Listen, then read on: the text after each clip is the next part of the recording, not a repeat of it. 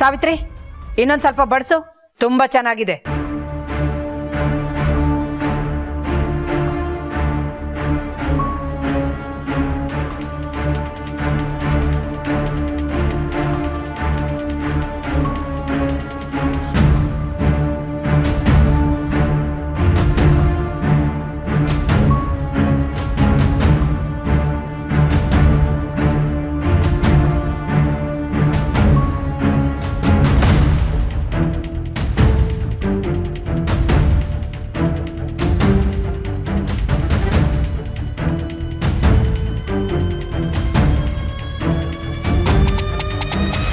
ಆಹಾ ಅಕ್ಕ, ಅಂತೂ ಇಂತೂ ನಮ್ ದಾರಿಗೆ ಬಂದ್ಬಿಟ್ರಿ.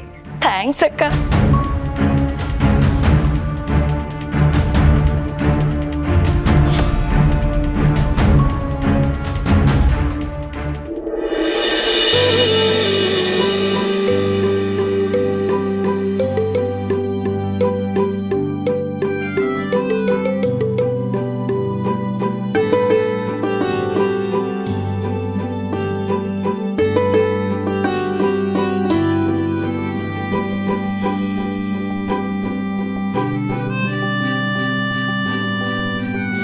ಏನೇ ಮಗಳೇ, ಇವತ್ತು ನನಗೆ ಇಷ್ಟವಾದ ಮುದ್ದೆ ಸೊಪ್ಸಾರು ಮಾಡಿಬಿಟ್ಟಿದೀಯಾ? ಹ್ಞೂಪ್ಪ, ರುಚಿ ಹೇಗಿದೆ ಅಂತ ನೋಡ್ಬಿಟ್ಟು ಹೇಳು.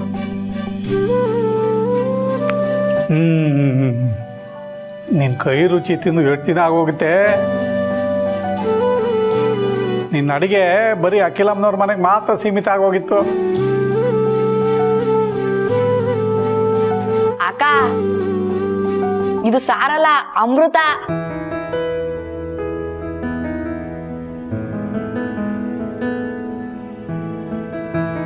ಮಗಳೇ, ಇವತ್ತೇನೇ ವಿಶೇಷ?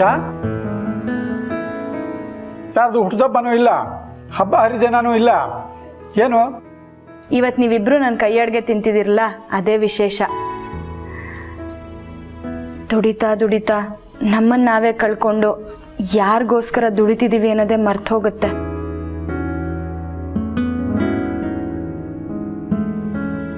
ನಾನು ಯಾರ ಸಂತೋಷಕ್ಕೋಸ್ಕರ ದುಡಿತಿದ್ನೋ ಅವ್ರ ಸಂತೋಷನ ಇವತ್ತು ಕಣ್ಣಾರೆ ನೋಡಬೇಕು ಅಂತ ಮನೇಲಿ ಅಡುಗೆ ಮಾಡಿದೆ ಅಪ್ಪ.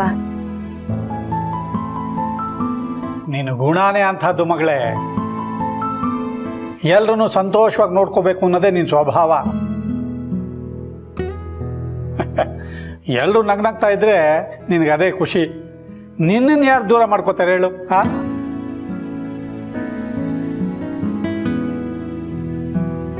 ಕೆಲವು ಸತಿ ಅಡುಗೆ ತುಂಬ ಚೆನ್ನಾಗಿ ಮಾಡಿರ್ತೀವಿ, ಆದರೆ ಬಡಿಸೋ ಯೋಗ ಇರೋದಿಲ್ಲ ಅಪ್ಪ.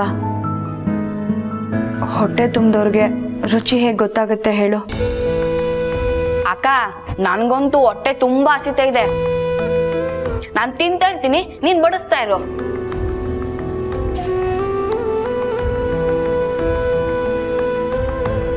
ಮಗಳೇ, ನಿಂದು ಊಟ ಆಯ್ತಮ್ಮ? ಹ್ಞೂಪ್ಪ, ತುಂಬ ಹೊಟ್ಟೆ ಹಸುವಾಗ್ತಿತ್ತು, ಆಗಲೇ ಮಾಡಿದೆ. ಒಳ್ಳೇದು ಮಾಡಿದೆ.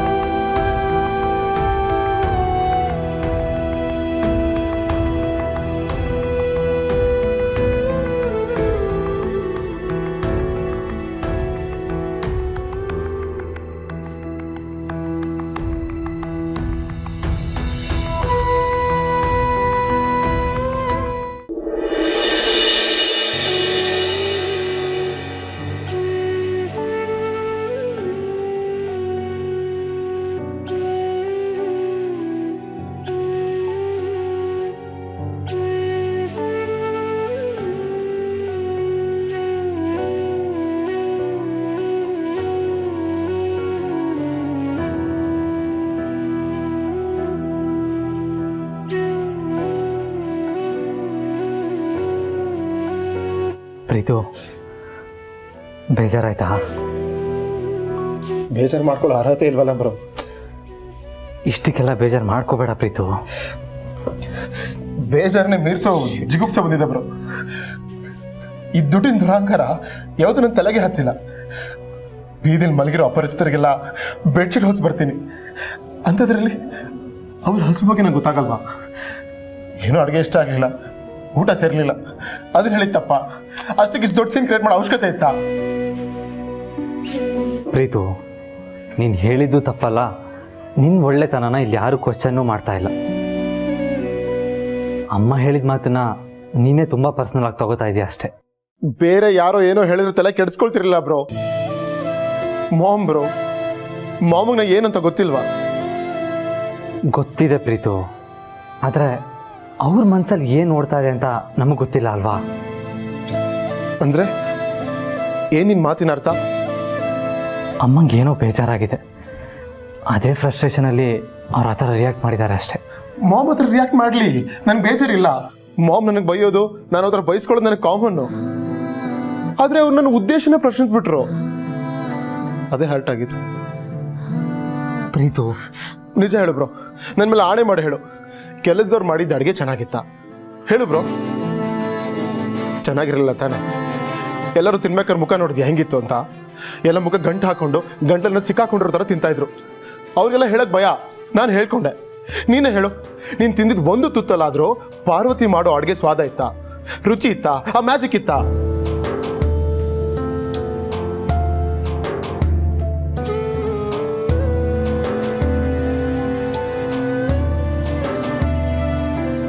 ಅಂದಮೇಲೆ ನಾನು ಹೇಳಿದ್ರಲ್ಲಿ ಏನು ತಪ್ಪಿಲ್ಲ ತಾನೆ? ಹೇಳು ಬ್ರೋ. ತಪ್ಪಲ್ಲ ಪ್ರೀತು, ಅವ್ರಿಗಷ್ಟೇ ಅಲ್ಲ, ಅಮ್ಮಂಗೂ ಅಡುಗೆ ಇಷ್ಟ ಆಗಲಿಲ್ಲ.